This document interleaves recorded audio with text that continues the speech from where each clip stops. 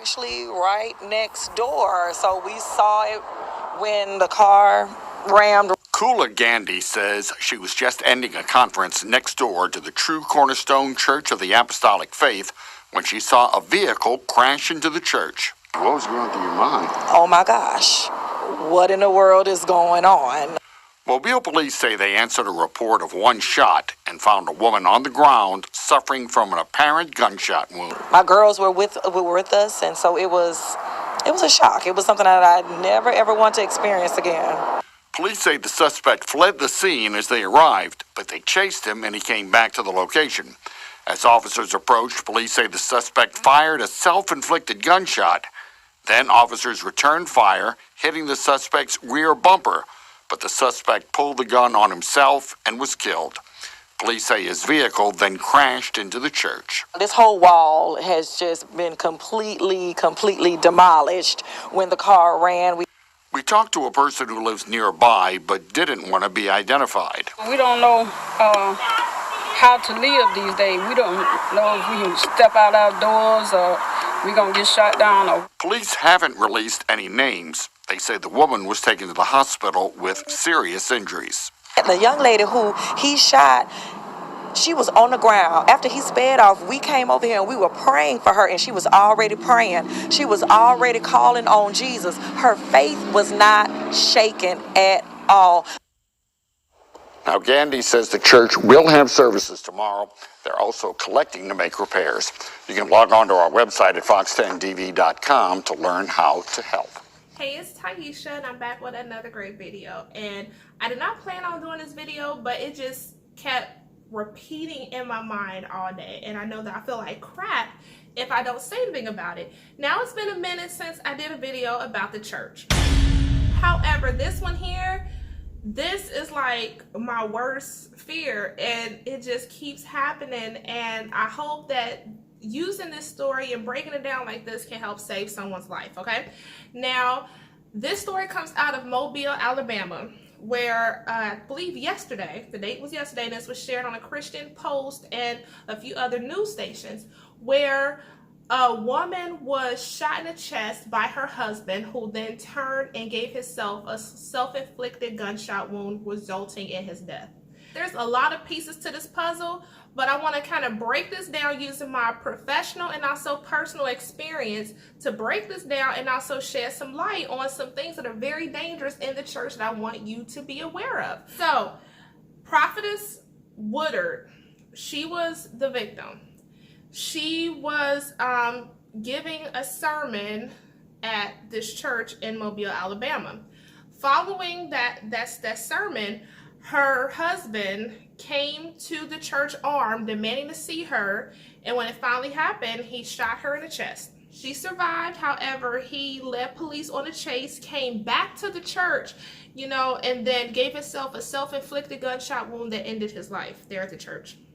Now, I'm going to bring a lot of different things and try to put this together to make it make sense, but I hope to get you to think before you get involved with someone at the church, because like I say this time and time again on my videos, the most dangerous people lurk in the church. And I'm not saying all. If you get in my comments and say, well, Tieesha, not all people in the church, I didn't say all, but I'm saying there are some lurking among y'all, and y'all ain't doing proper vetting to get these people out and save lives, because if so, stuff like this wouldn't be happening. Now, we're going to start off using my professional and my personal experience when it comes to domestic violence and things like that. Now, we're going to go from the perspective of Prophetess Woodard. I forgot her first name. I think it's like Alicia Woodard. I could be mistaken, but Prophetess Woodard. And when I look at her, she's in her 20s, okay? I believe the article said that she was in college and she was in her 20s. She had just finished delivering a sermon. Now, I tell you this much, domestic violence just don't start overnight. And if there's one incident within a relationship, there's previous and there are going to be future, okay? Now, I'm leaving it up to myself. Well, I don't really have to speculate, because the pastor, the pastor of the church, we'll get to him later, he admitted that he had observed some issues, domestic issues between this couple that could have been resolved in counseling, yet he did not intervene. We'll get to him later. So we don't have to speculate. There were prior instances of domestic violence, and she had been victimized time and time again. Now, I noticed, and from my own personal experience, when it comes to trying to cry out and get your story out and get help when it comes to domestic violence, those of us, for whatever reason, intimidated on coming out and speaking directly about it, will use creative ways through, artistic means to kind of get our story out, hoping that someone would catch our drift and just, investigate a little further. Her sermon that she gave was something of, keep the faith or something like that. I haven't broke that scripture down. I know to stay on my mind. When I finally unpack my Bible somewhere in here, I'll try to sit down and look at it and go deeper into it. But I can just imagine that prior to her going to the church that night, her and her husband got into some kind of argument, because I noticed with narcissists, when you have something that you're building for yourself, when you have something that means a lot to you and you're stepping outside of their control, they will try to tear up whatever you're doing. They will try to make it crash and burn and show you that you're nothing without them. And this just sounds like the typical narcissist that, if you're doing something outside of them, it's self-destructing to them because they can't do it and you're getting beyond their control. I may have just repeated myself, but it's okay. So I can just imagine that by the time she got to that church that night, someone had to notice that, hang on, her husband isn't here. Something's up, something's not right. But yet she delivers this sermon, and at the conclusion of the sermon, now this is when we get to the pastor of the church. He states that he came face to face with the suspect, whose name is Ulysses Woodard, came face to face with him, and he demanded to see his wife. Now, I credit a therapist. I attended marriage counseling, and there was a therapist who let me know that when your spouse just takes away all your identity, all your personality, and refers to you as my wife, my husband, or, my this, my that, versus using your name and who you are, that's a red flag right there. And like I said, with this therapist, he definitely, brought this to my attention that, wow, with this person, I'm not Tieesha, I'm not anything, I'm my wife, I'm a possession. And that's a control, because they want to keep you within their control. It's very narcissistic and it's very dangerous. It very much so is. So the pastor admitted that he demanded to see his wife, and that the pastor just said he just stepped aside and let this armed man get to this woman, unsuspecting that he's going to, try to kill her. His goal was to kill her, shoot her in the chest, potentially kill them. Okay?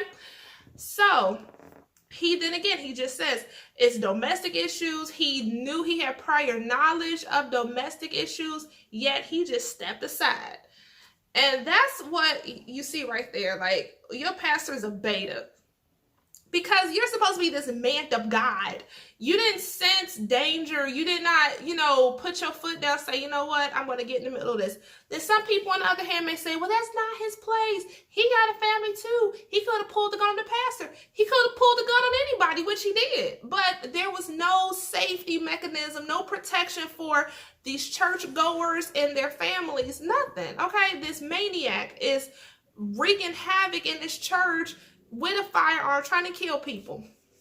Now, the pastor then said when he observed the gunshot wound or the exchange of fire, he just took his children, around the corner and just waited and stood there. But he knew something was up. He knew some kind of intervention was necessary. He knew it.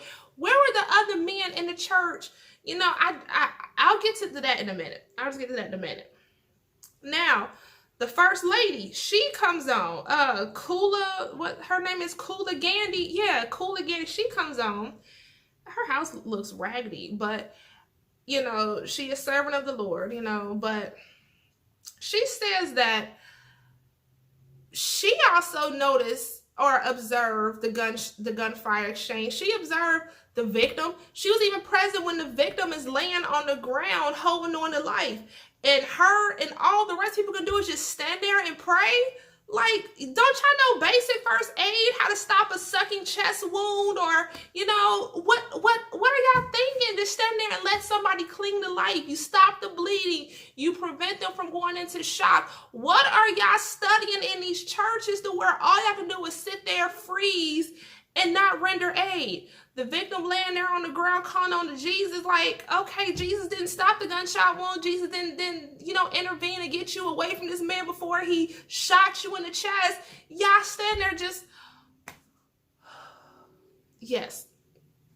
But then it goes on even further, okay? It goes on even further. So the suspect, he goes and he leads the police on a chase that comes back to the scene. And my thoughts on that is that he did this to further, traumatize those who were there, to further traumatize them. So then he does a self-inflicted gunshot wound. I've seen a person shoot themselves in the head after a police chase. I saw that. I was involved in one. And that's just, oh my gosh, it really is, I can't explain it. Like, it's been, wow, it's almost a decade since that happened. So after he shoots himself in the head, the car crashes into the front of the church. And then you have the first lady, Kula Gandhi, sitting here talking about, we need donations to fix the wall of the church, and we're accepting donations. I'm like, y'all ain't got insurance on the church? What the hell have y'all been paying building funds for all these years for? Like, really? The Lord is not your insurance policy. GoFundMe is not your insurance policy. That's the part that kind of got to me. This whole situation is just really terrible. Now, I didn't peep the finesse until after I cut off the camera.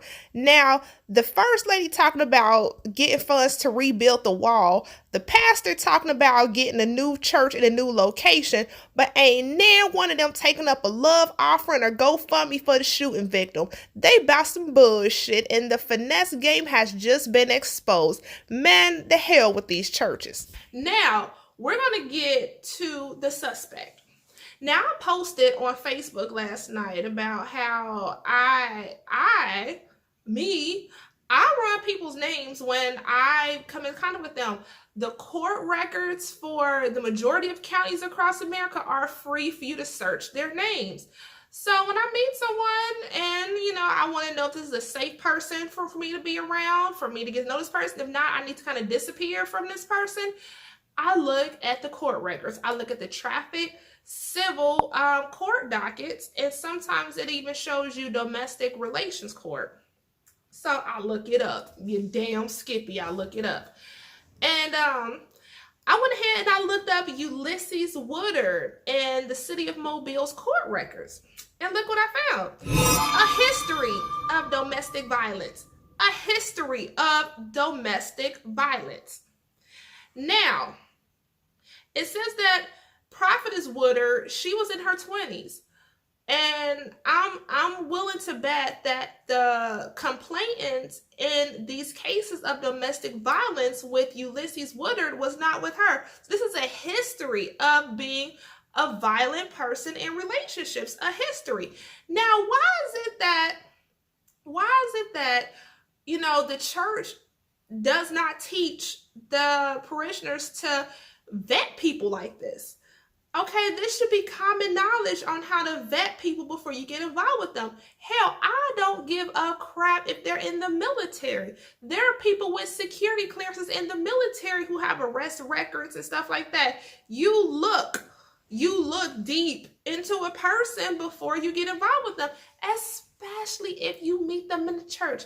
Now, I know there's a bunch of love stories, how we met in the church and we did this, but I'm telling you, you need to be careful. You need to vet people. You really should. So if you gain anything from this video, I hope that you make it common practice, not only to possibly save your life, your families, and anybody else.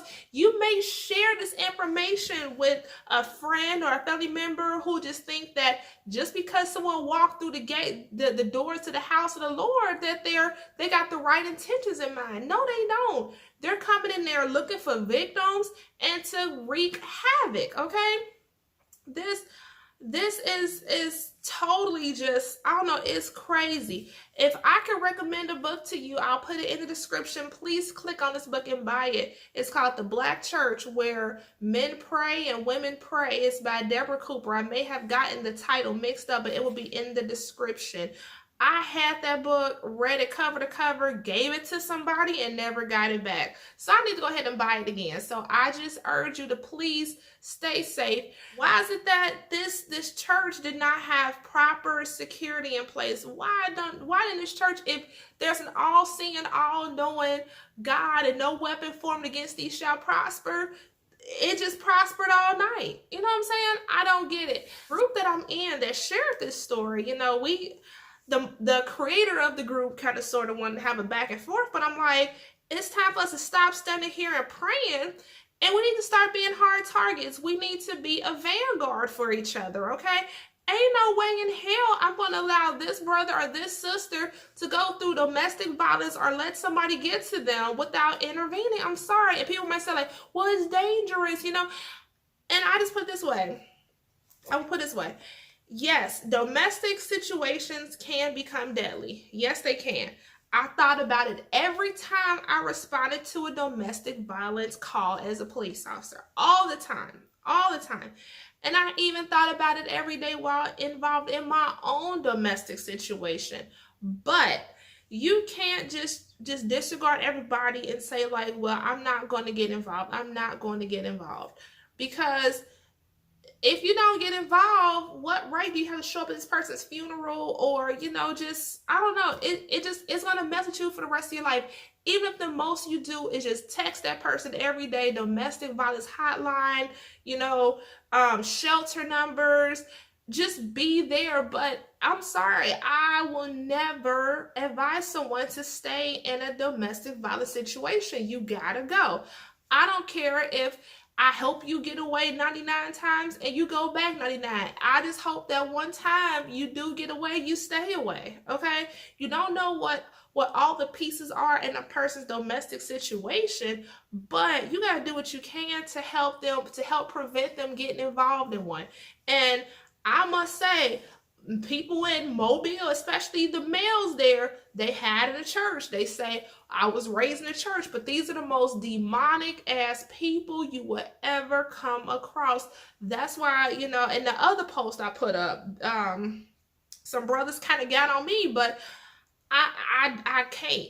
I cannot date somebody from that area. I really can't, because it's just some very bad things happen to me, and damn it, I have the right to, you know, be on super safeguard right now. So do what you gotta do to stay safe. I want you to be a hard target. You know, I have my other channel, Surviving Military Domestic Violence. I haven't been active on that channel, but I've been active behind the scenes in my groups and networking. But I will become active on there because I have a lot of questions, a lot of scenarios that have been given to me, and a lot of questions. So I need to become active over there as well. But it's just, I had to take a step back to make sure I'm coming from a good place and coming from a place of healing, that I'm not always, I mean, yes, I do, you know, heal on there, and the healing is not pretty, but, you know, I do become self-aware at times. So I don't know, I try to just fight some inner and outer demons when it comes to that, and I'll be back active on that channel. But thank you so much for watching. Any comments, leave it in the description. I just wanted to get my thoughts on this. If you leave anything, make sure you vet people, look them up on the court records, okay? And that's with anybody, whether you meet them in a church or not.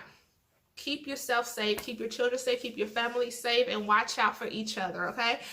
I thank you so much for watching. I'll catch you on the next video. And like I said, I'm still unpacking, so there'll be a lot of changes coming up soon. And I will see you on the next video. I'll be getting my websites up and running, so make sure you check those out. TieeshaEssex.com and Tiemonics.shop. And I will see you on the next video.